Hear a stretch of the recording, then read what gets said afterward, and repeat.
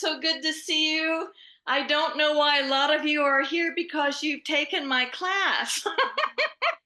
But this will be a good review for all of us, and it makes my heart smile to see everybody. We have someone from Thailand. We have someone from Africa. We have someone from Denmark. So we can maybe go around for just very briefly and go around our attendance table, and everybody can say who they are and what country you're from to start with.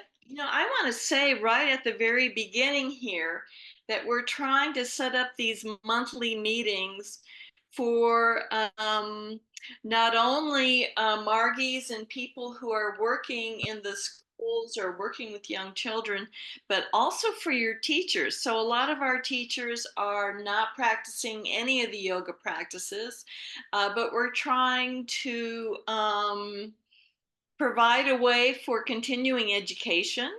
And so your teachers are welcome to join us on any of these programs.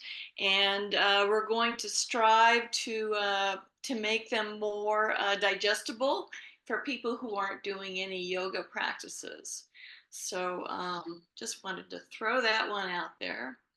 So I will go ahead and jump in. And even though the title of this course is bringing Ashtanga yoga into the classroom, as many of you know, it's also for if you're teaching someone at home, if you're teaching in a community center, if you're teaching at a yoga retreat or any situation, you can apply some of these principles of yoga. And so, in the world of neo-humanist education, which is that system that deals with universal love, spreading universal love, and caring for oneself, for all created beings, the cornerstone of this neo-humanism education, next slide please, is Ashtanga yoga, the 8-limb yoga. And when many years ago I was working in a preschool and I came upon Pierre Sarkar's quote about how this needs to be the foundation of neo-humanist education, I went, oh, I actually said, oh my God. Um, Ashtanga yoga is something that was committed to writing over 2,000 years ago by Patanjali, who was a famous yoga scholar, and it's still being used in yoga studios all over the country as the the book for Ashtanga behavior, for all the yoga practices. And so today we'll just be scratching the surface of these practices, and how do we bring these practices, which were initially developed for adults, of course, how do we make them child friendly? How do we make them so they're applicable to the brain of a young child? So next we'll go into some of the, well, this is a listing of all the 8 limbs, and this is how I see them. So when I began this quest of looking at the limbs, it's like, okay, now how am I going to bring them down here to a 3 or 11-year-old? And so these are the same ones in Sanskrit, and then we will try to redefine them. So all of the ideas and concepts that I'll be bringing to the table today are just from my experience and what I've seen other people do. And of course, you can expand on these as well. So next we'll go into and just do a rough summary of all the limbs of Ashtanga yoga. So next we'll go to the very first limb, which is living in harmony with others in the world. So these are and I'm not going to go into these individually, but these are the essentials of collective living, the essentials of living in a class, living at home, living out in the world. So these are the basic essentials in establishing those relationships. And next we'll go to the second limb. This one is living in harmony with oneself. How do we live in this body? How do we live with this mind? And so this is when young children just coming onto the planet, all these things are issues that they need guidance and leadership with. So these two branches, the living, how to live with others, how to live in harmony with oneself, of course, compose the ethical code of yoga. They are also known as Jama Niyama. And I won't be spending a lot of time with them because I could actually spend an hour or two or three or ad nauseum on these. But some of the very best ways um, to for children to receive, actually, for them to receive and honor and integrate these two branches of yoga is through storytelling, through role playing, through drama, through non-competitive, cooperative games. And so they want to learn how to get along. They want to learn conflict resolution skills and how do I navigate these different situations in life with compassion. So I believe there is a handout on some. What do I have? I have a story, and I have a few non-competitive games in there. And if you're interested in more, if you email me, I can send you more of these. And so then we'll leave the ethical code of yoga behind us and go to the third branch, which of course is asana. And it's the actual yoga poses. So that whole world of yoga, asana is just 1/8 of what all of Ashtanga yoga is about. And this is what most people think exclusively as defined yoga. They sometimes are not aware of these other elements of the yoga train. So the third branch of asana, which is asana, these are the different kinds of asana that we will want to do in a classroom. If you're teaching kids, you would want to try to include a few of these in your asana diet for the class. So these are we can see here the kids are coming off the mats. So when we have an adult pose and we're wanting to transform that pose into something that is more child friendly, how do we do that? Um, I've seen people introducing adult poses to young children, and it is not a pretty picture sometimes. So we want to enliven their interest, enliven the pose. And how is that done? So we can take any adult pose and make it more relevant to the kids by adding sounds, adding arm movements, adding leg movements. And here you can see the kids do not stay on the mats. So you don't necessarily need mats.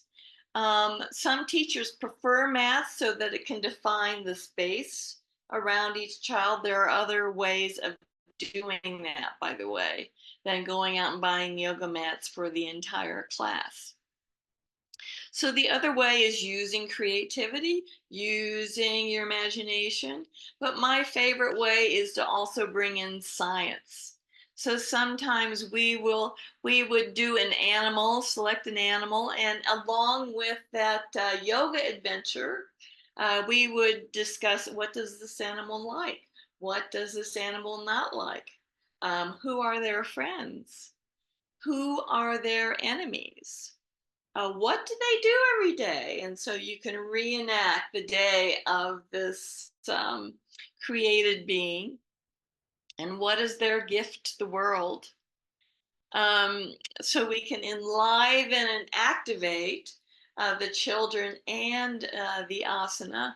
And of course, one of the things with asana in the Ananda Marga system, I believe, when we consider neo-humanism, is we also want to develop a sense of connection with that created being. And yoga asana is just a wonderful way of doing that. And so if you do a red panda asana in class, the next time that child goes to the zoo, I want to see the red panda. Where's the red panda?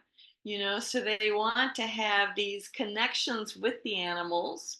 They love learning about them, and anytime you can make something fun, you can make it exciting, you can make it a sensory experience, you have 600% of their involvement in the yoga or whatever you're doing, or and in the class. So it really adds to their interest factor. So next, please. In facilitating a yoga class, one of the nicest tools which I like to use, Namaskar Suleka, um, are these yoga cards. And this is an awesome way to involve the children in teaching class. So many things with young children are teacher directed, and sometimes you have small group activities. And to do more student led activities is through asana. And so it gives the kids a break from a teacher directed class. And you can purchase a set of yoga cards online. Um, However, when you buy yoga cards online, they have the name of the pose and the child is doing this or the child is doing that. So there sometimes is not, there's less, I should say, there's less scope for creativity and imagination, which is where the child lives. And so I actually prefer the homemade cards. And these are all homemade cards practically. Um, because they show the actual animal or living being, and we're all about connection. Teachers are all about connection, especially in neo-humanist education. So if the child chooses this card, they can make it whatever they want. And so you can teach all the students in the class, this is how you lead a yoga class. And I have seen 2-year-olds, I have seen 2-year-olds do this. So it's just a wonderful way to bring the kids and make them a part of what you're introducing for the day. And the student leader can get up and pick the card and demonstrate the pose, and all the children can do the pose. And then the teacher can say, okay, now everyone do that pose differently. So we're activating all those sectors in their little brains and filling their little hearts. The teacher might say, what sound does your dog make? What sound does your bear make? Um, does your bird glide, or does your bird flap its wings?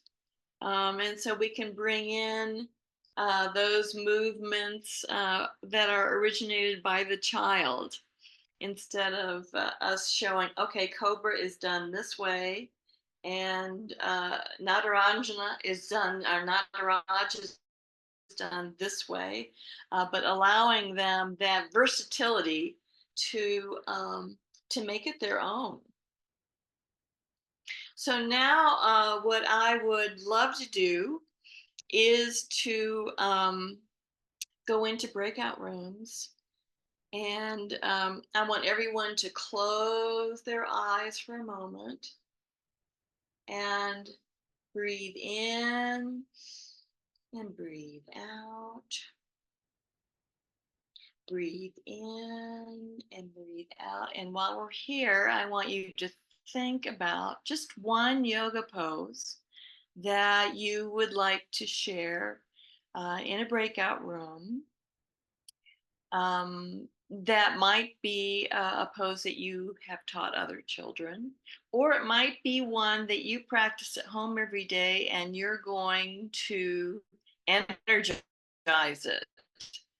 So we're going to breathe in one more time and close our eyes. Breathe out one time. And so we're going to break out rooms for 4 or 5 minutes. Right. We could do a whole class on this because I think everyone could help me teach this class. Uh-huh.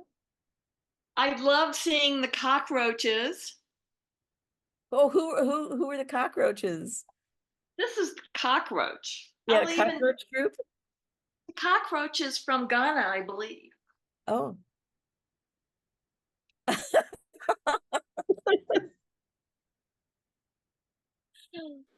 From Didi and I, then I love the Jonah. creativity. This is fabulous. It's a lot Jeremiah.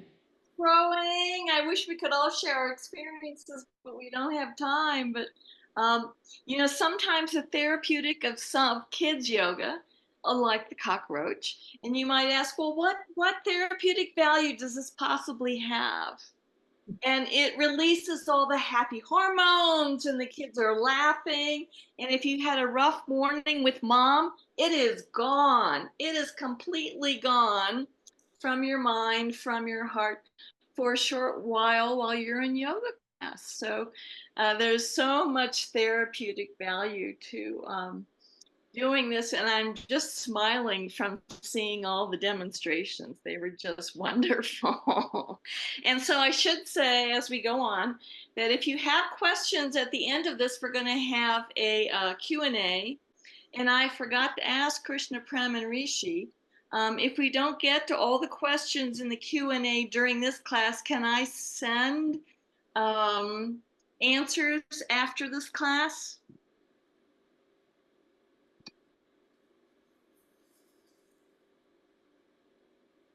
Absolutely. We have everyone's contact email. Okay. So people can put their questions in the chat, and then I will eventually get to all of them. And but we'll do some at the end of class. So we'll go back to the PowerPoint, and I see a lot of smiling faces. So this yoga has had its effect on all the teachers today. So next one after these darling ones. So this is some of the benefits of yoga asana.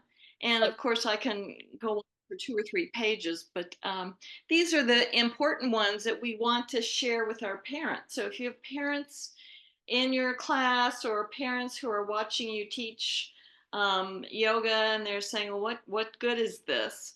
These are some of the big shots in the world of yoga asana.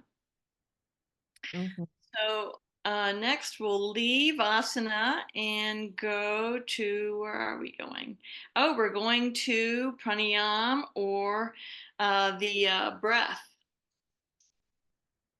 And so when we get to the breath, a lot of us have seen or are familiar with the deep diaphragmatic breathing, which is the recommended best breath at all the respiratory hospitals around the world. And this breath helps to release anxiety, release stress, release fear, all those things that hold humans hostage at whatever age. you are at. And so with young children, we just focus on, in a class, I might say breathing in, breathing out,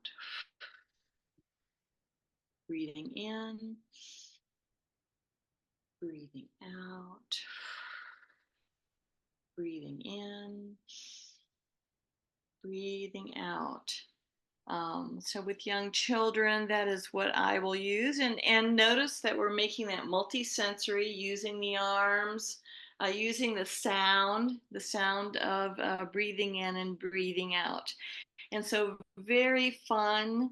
Oh, there's that fun word again. Simple breathing experiences heighten the attention of the young students. So they might want to copy you. They might want to do that again. They might have a faulty breath pattern already at 3 or 4. And so this helps them get into that. And so with that belly breath, we're actually pooching out the tummy when we're inhaling, and exhaling, bringing that tummy in.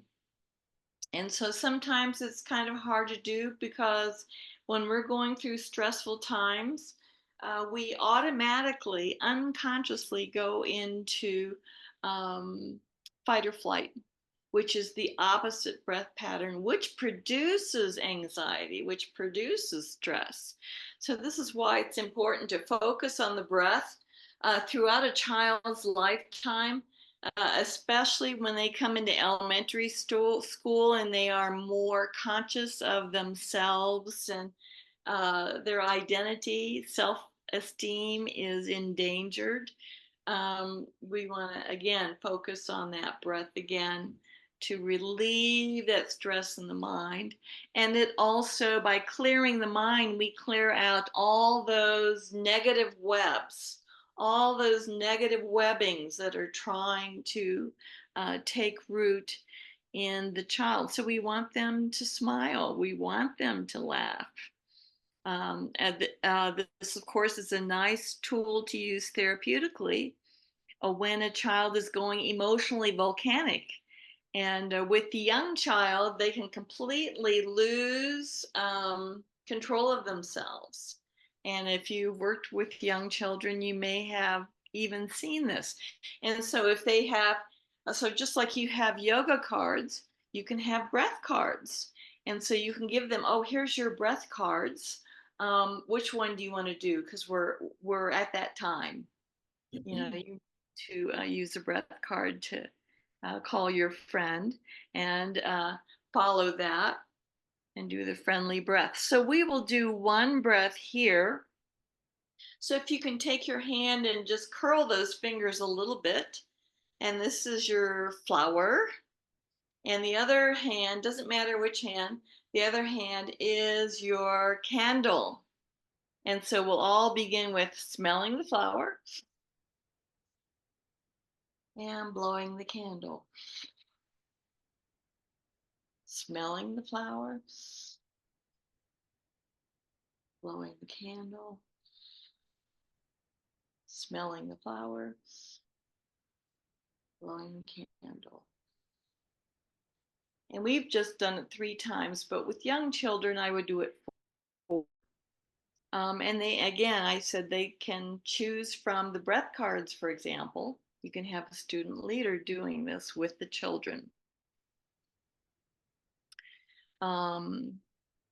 So then we'll go to the next slide, which is some of the benefits of breath exercises.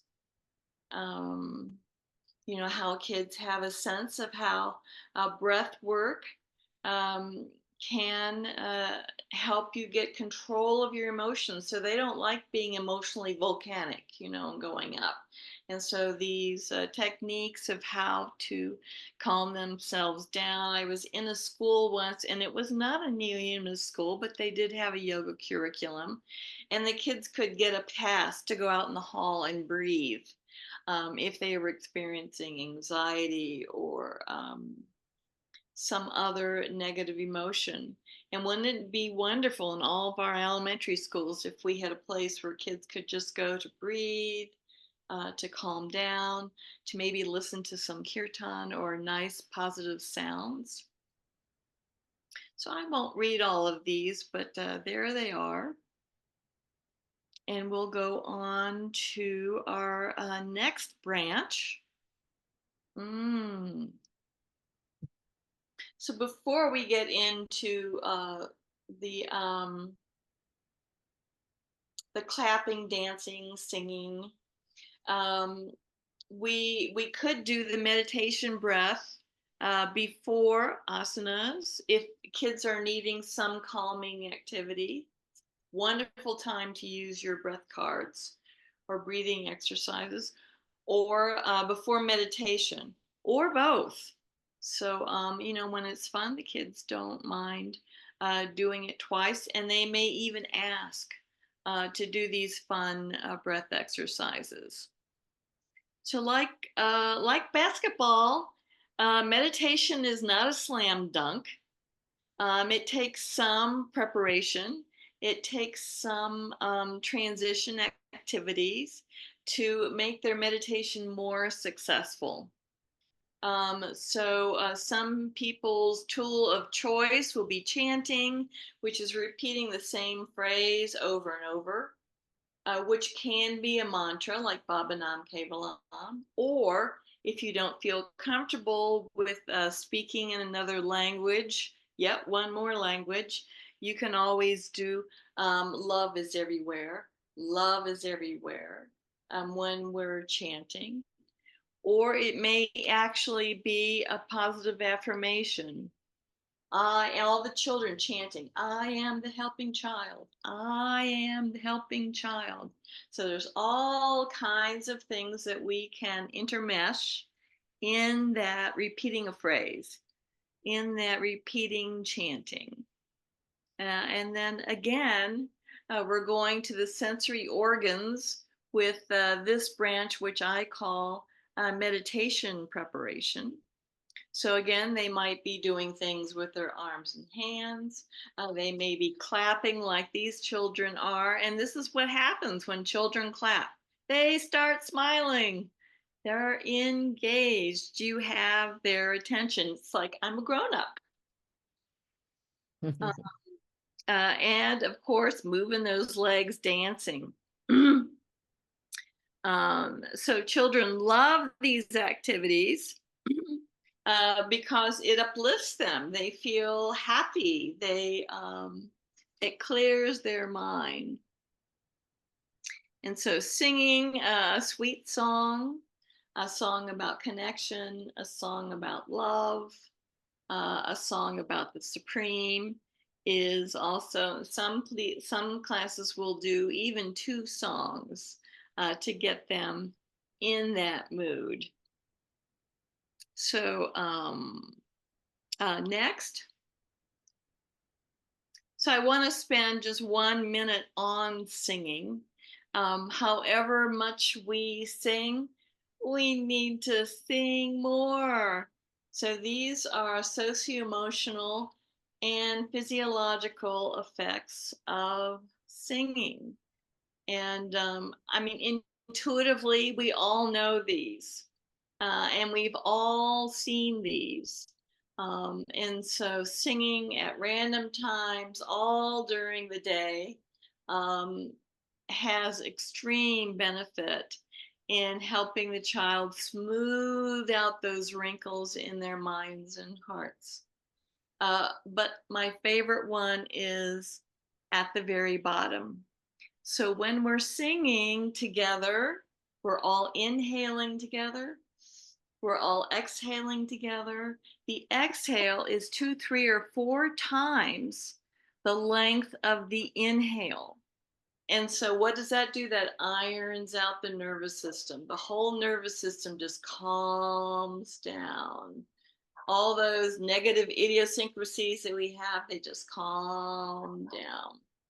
And so when we're singing together, when we're breathing together, this last one starts to happen. Our hearts start beating together.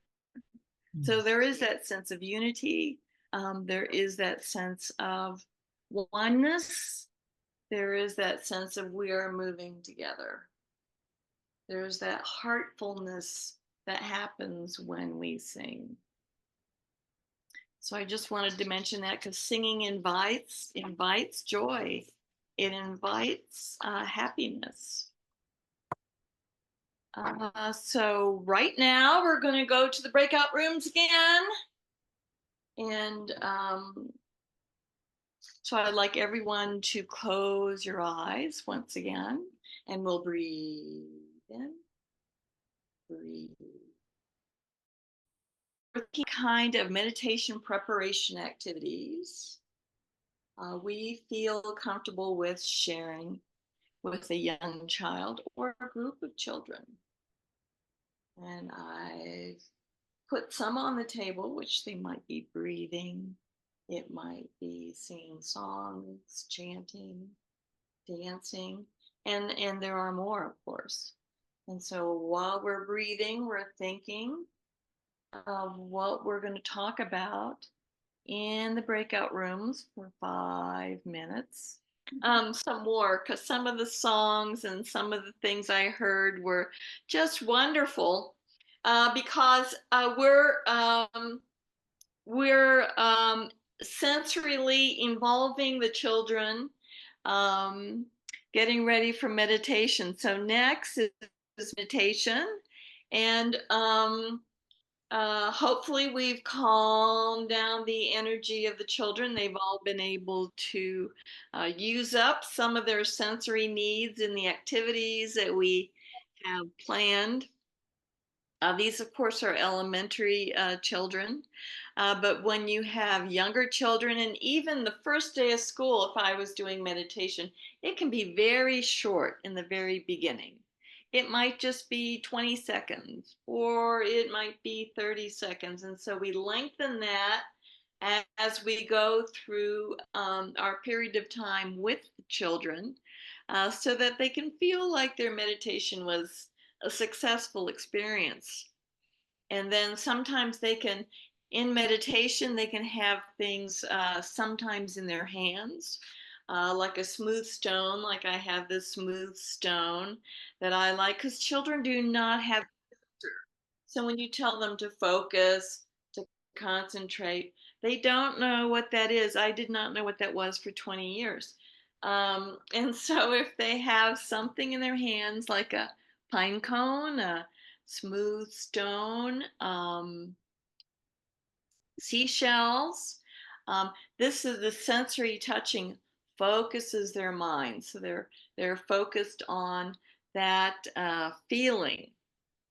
So some teachers also like to play a quiet CD. Again, is focusing the mind on the sound on the CD, so that their mind does not begin to chatter. So when we're in stillness, what happens, that stillness isn't always going to stay there. And then all the mind begins, the monkeys begin to chatter in the mind. And so if we have a CD playing something gentle.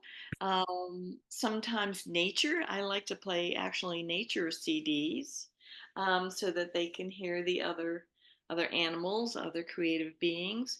If you just do a soft rhythm on a drum or on your knees, helps to focus again, those ears on that sound. Watch what protein shakes do to your body. This is a protein drink. You've got almond butter. Almonds have a peel that's a lectin container.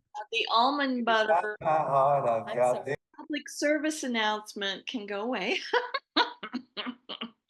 um, and then the shocking piece of information I have to give all of you is that there's increasing research coming out that 3 to 5 year olds, 3, 4s, and 5s, they meditate longer when they're lying down.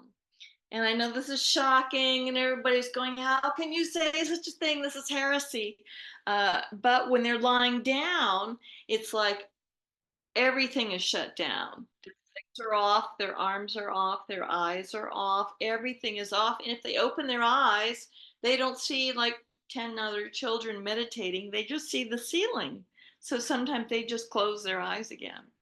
So it's something you can think about, cutting down on that distractibility. And oh shoot, we're running out of time. So I'll go right into the next slide, which is the benefits of meditation, which all of you um, have a good background in this, but I feel like in meditation, if it's set up, so it's just like a performance, you're setting everything up so that the final performance is meditation. I think all those layers of the mind, they begin communicating to each other, because the children's behaviors eventually change. Sometimes negative emotions eventually cool out. And when can we as teachers start seeing these miraculous changes? Which takes, I'm sorry, it takes a long time. But some changes in their emotional well-being can be seen right away if they're all these limbs, all these therapeutic limbs are worked into blending together, for what your karma is, what your sanskars are, in terms of how soon the patiently waiting adult who's waiting for the behaviors to harmonize before we see this happen. So next slide is the seventh limb. Has to do with the complete withdrawal of the senses, which is pratyahara, or deep relaxation, which I will not have time to do. And then there's samadhi. When's the last time you saw a 3-year-old go into some? Not much. So samadhi is when they start integrating this into their heart. When they have that desire, they see someone in trouble, they have this desire to help them. When they want to help someone who's having a hard time with their conflict resolutions. And so their desires are changing. They're integrating the limbs, and they're expressing them to others. And this, in my mind, is what I see when I see 5-year-old samadhi. So, in closing, I would like to say that there are many, many materials online outside of the Neo-Humanist Network on all these limbs I covered today. Many public schools, many private schools are realizing that many of the therapeutic tools in Astaunga yoga work on kids in their classrooms. So many schools are bringing in quiet time, are bringing in yoga, are bringing in the limbs to Ashtanga yoga. And there are many things online. So I would like to encourage you to search the net for some of these things. There are also, what do I have here? This book, I Love Yoga, is a book that you must have. Didi Ananda, oh, I can't get it up there enough. Didi Ananda Rama edited this book with the input from yoga practitioners all over the globe. This one is an ebook, and I think I have something somewhere that Krishna Prem will put up later on how to get this book. And then there's these other books, which is, this one just came out. It's Shiva, the father of yoga. Oh, I should hold it up for a minute, which Niti Gannon wrote. And then there's Come Alive with Yoga, which is something Niti and I wrote together. It has, in this Shiva book, it has stories of Shiva and the postures that go with the stories. And with Come Alive Yoga, again, Niti has stories in this, and a way to practice story yoga, which we did not get into today. And also, if you'd like to email me, I will be glad to send you more materials. Okay, and I'd like to mention, there's some people who've mentioned some songs they'd like to share in the chat.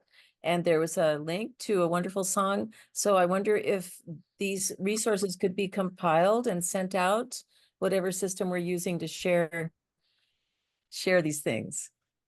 Is there an email that I can send that?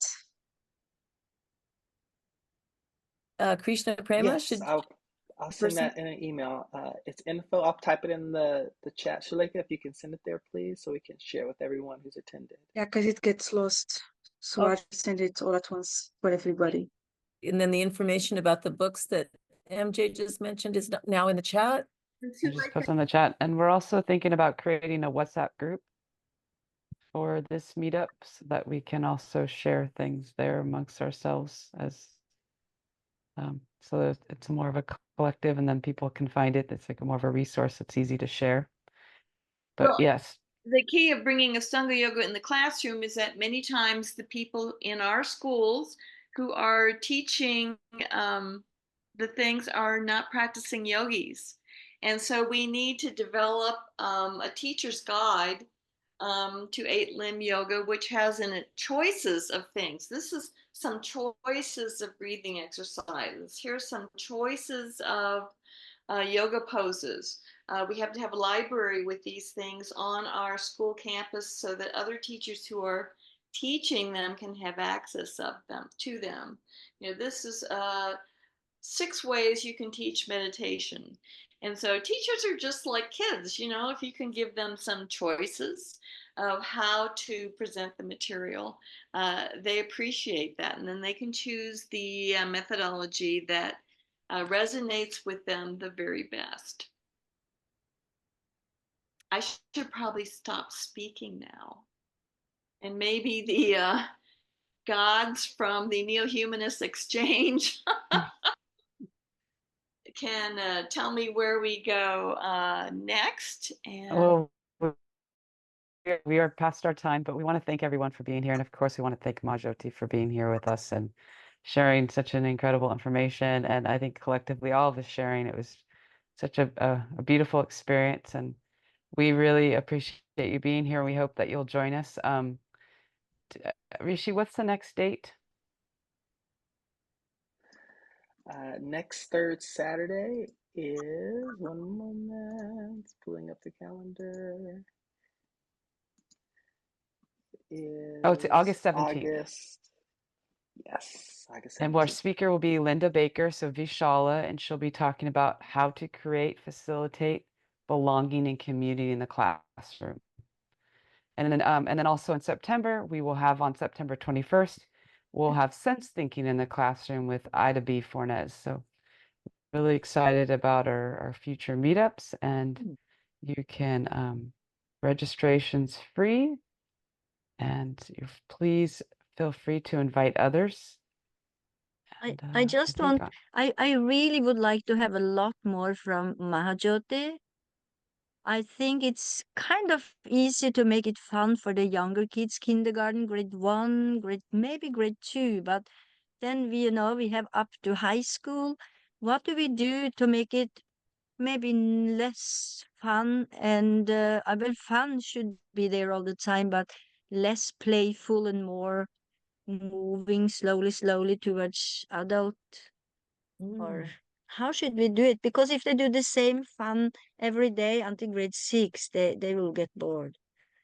I think that Arun is a fine resource for this, as he does it all the way up through grade 8 at his school in New York. It would be wonderful. Maybe we could bring him in sometime. Yes, MJ, please. what do you think? I also have a middle school and high school curriculum. Ah, my goodness. Can we not get it all together, like you said, compile it all and find it somewhere? Because I'm desperate for those kind of resource for our Let me school. a note for Dee Dee. Dee Dee. But anybody else, if you need to go, we totally understand, and we appreciate you being here and spending this this really incredible, valuable hour with us. And we hope to see you next month. And I think Rishi sent an email out about the WhatsApp group. So if you would make sure to Okay. check your email, that would be great. And we'll get that WhatsApp group going so that we can share resources and continue to inspire each other. Thank you. Namaskar. Thank you. Namaskar. Yeah.